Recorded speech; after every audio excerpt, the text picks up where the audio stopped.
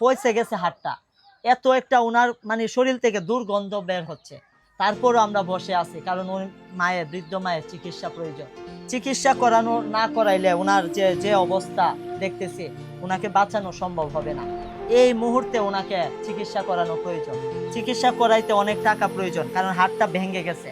হাড়টা ভেঙে গেছে, চিকিৎসা করাইতে যে টাকা প্রয়োজন, ওনার পক্ষে সম্ভব না এই টাকা। আপনারা যারা দেশ এবং প্রবাসে যারা দেখতেছেন, দয়া করে এই বৃদ্ধ মায়ের জন্য একমাত্র ভিডিওটা শেয়ার করে দিন। এই যে পচা গেছে, আমি ভিডিওতে দেখাইলে রেস্ট্রিকশন মারে, এই জন্য একটু দেখাইতে পারতেছি না। হাড়টা পচে গেছে, দ্রুত চিকিৎসা করানো প্রয়োজন, দুর্গন্ধ বের হয়ে যাচ্ছে। যদি আল্লাহর হস্তে আপনারা যারা দেখতেছেন, সবাইকে অনুরোধ করে বলবো ভিডিওটা একটু শেয়ার করেন।